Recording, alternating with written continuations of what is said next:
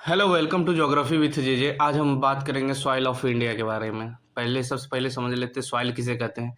Soil is a loose surface material that form the upper most part of the earth crust. It is a mixture of inorganic material, minerals and organic matter and water and gas. तो आप समझ लीजिए कि soil जो है parent material जो होता है, जहाँ से सॉइल डिराइव्ड होता है। तो डिराइव कैसे होता है? तो वेदरिंग जो होता है, इरोजन डिपोजिशन के कारण जो सॉइल बनता है, वो इरोजन और डिपोजिशन के कारण बनता है, वेदरिंग के कारण बनता है। समझे ना? किसका?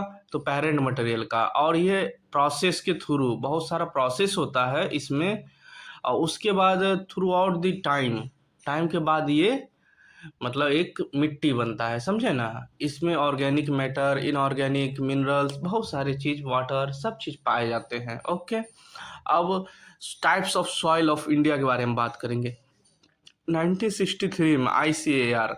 तो आईसीएआर का फुल फॉर्म आप लोग याद रखिएगा, इंडियन काउंसिल और agriculture research. Indian council for agriculture research, ये इंडिया में काम करता है।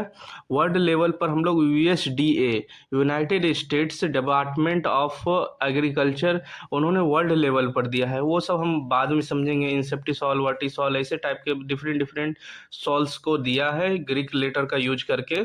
पर हम लोग 1963 में आईसीएआर ने जो ऑल इंडिया सॉयल सर्वे कमेटी जो बैठाई थी, उसके हिसाब से हम बात करेंगे। इंडिया में है तो इंडिया के बारे में बात करेंगे। इसमें सबसे पहला है एलुवियल सॉइल। कौन सा सॉइल है? Alluvial soil. एलुवियल सॉइल जो है, ये कितना परसेंट कवर करता है? 40% of the geographical area.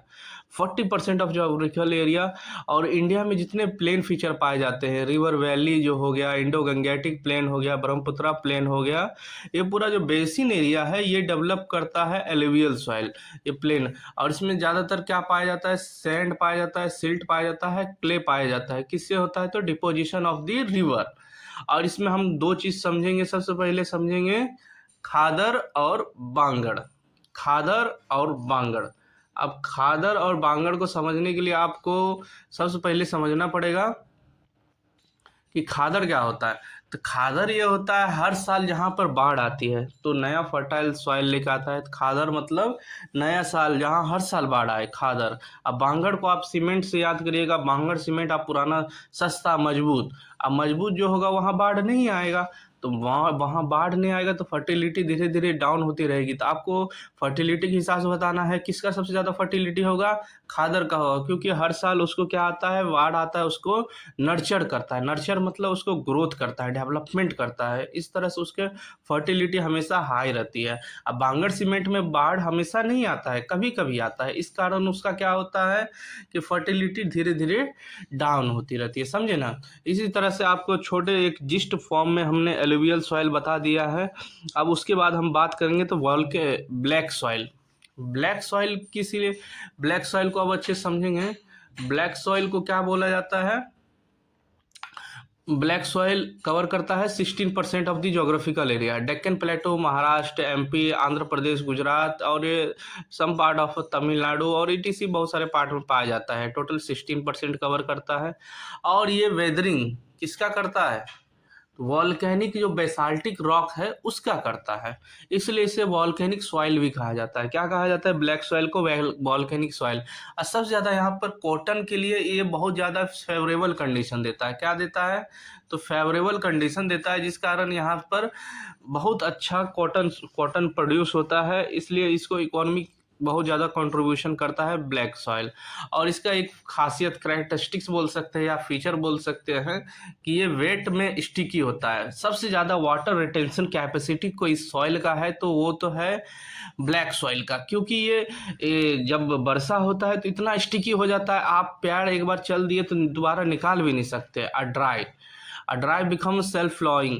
Self flowing इसलिए बोलते हैं कि जब ये गर्मी होता है तो इतना ज़्यादा इसमें वाटर क्रैक हो जाता है, आपने वाटर क्रैक देखा ही होगा कहीं कहीं पर कि वाटर इतना बड़ा क्रैक क्रैक आपूर्ति हो जाता है सॉइल में कि यहाँ से कि ये सॉइल जो है ये पूरा पानी अपना ऑक्सीजन जो है यहाँ एक्सचेंज कर लेता है। तो अब आप पता है कि प्लॉइंग मतलब हल चलाना कि इसलिए करते हैं ताकि नीचे का मिट्टी अपना ऊपर आ जाए ताकि वो ऑक्सीजन एक्सचेंज हो जाए, पर ये आपूर्ति कर लेती है। तो इस तरह से इकोनॉमी के लिए बहुत ज़्यादा ही फायदेमंद ये चीज़ है ब्लैक सॉइल, समझे ना। इसमें बहुत सारी चीज़ें तो तंबाकू हो गया, मिलेट्स हो गया, बहुत सारे कैस्टर ऑयल हो गया, सनफ्लावर हो गया, ये सब चीज़ बहुत ज़्यादा उगाई जाती है इसमें।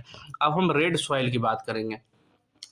ये ज़्यादातर 10% ऑफ द एरिया हो गया और ये जो पाया जाता है 10% छोटा नागपुर प्लेटो हो गया, छोटा नागपुर प्लेटो हो गया, उड़ीसा हो गया, एमपी आंध्र प्रदेश हो गया, महाराष्ट्र हो गया, तमिलनाडु हो गया।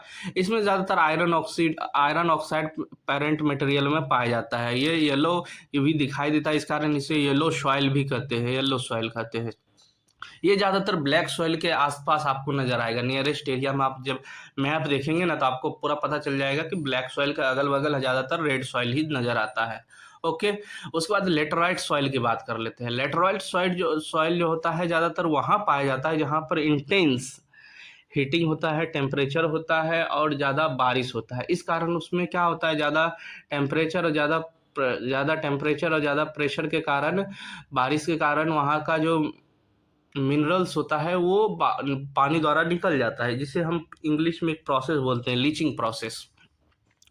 लीचिंग हो जाता है, जिस कारण वहाँ की फर्टिलिटी बहुत कम रहती है। वहाँ पर स्पेशली केसव नट्स ये सब ज़्यादातर उगते हैं और उसमें एक ही पाया जाता है, एल्युमिनियम कंपाउंड ज़्यादा पाया जाता है।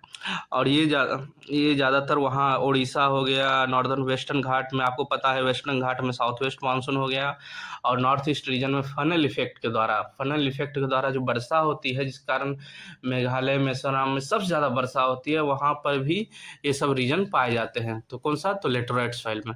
अब फॉरेस्ट सॉइल आपको पता ही होगा, फॉरेस्ट इंडिया में फॉरेस्ट कितना डिस्ट्रीब्यूशन है, तो 8.6% जो फॉरेस्ट और माउंटेन सॉइल कह सकते हैं। तो फॉरेस्ट माउंटेन सॉइल जहाँ पर आपको माउंटेन नज़र आएगा वहाँ पे भी अलग टाइप का सॉइल डेवलप होता है। ओके, जो टी, कॉफ़ी, फ्रूट्स स्पीसीज के लिए हिमालयन रीजन में फेमस है, पता ही है, असम का घाटी, दार्जिलिंग, ये सब चीज़ एक हिमालयन रीजन पे ही डेवलप है। Okay, this is forest soil और माउंटेन सॉइल। एरिड सॉइल आपको राजस्थान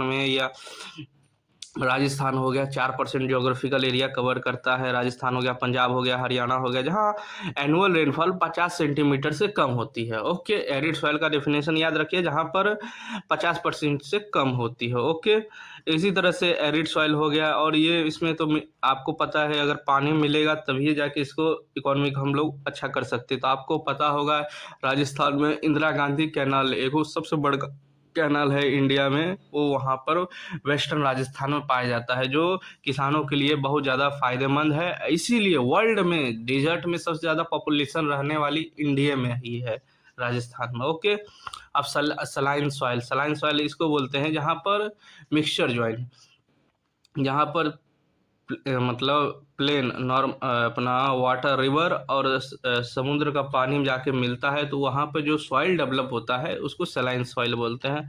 और ये ज़्यादातर आपको सुंदरबन डेल्टा हो गया, महाराष्ट्र में काठियावाड़ पेनिनसुला के नीचे हो गया, और इसी तरह से क्योंकि डेल्टा है तो वहाँ पर सॉइल अलग टाइप का तो बनेगा ही। ये एग्रीकल्चर के लिए फायदेमंद नहीं है, तब पर भी यहाँ पे लेग्यूम्स हो गया, पैडी कल्टीवेशन तो आपको पता ही होगा, चावल की खेती बहुत ज़्यादा होती है। आप एक बेल्ट समझ लीजिए, अगर आप हरियाणा, पंजाब, वेस्टर्न उत्तर प्रदेश, ईस्टर्न उत्तर प्रदेश, बिहार और नीचे आते जाएंगे तो आपका गेहूं की संख्या कम होती जाएगी और चावल की संख्या धीरे धीरे बढ़ती जाएगी। ओके, इसीलिए आपको देखेंगे तो नॉर्दर्न आदमी ज़्यादातर रोटी खाता है, वेस्ट बंगाल का आदमी ज़्यादातर चावल खाते हैं। इसी तरह से सॉइल कैसे एक कल्चर को डेवलप करता है ये भी आप समझ रहे होंगे। इसी तरह से जुड़े रहिए, बने रहेंगे। थैंक यू, सब्सक्राइब कर लीजिएगा।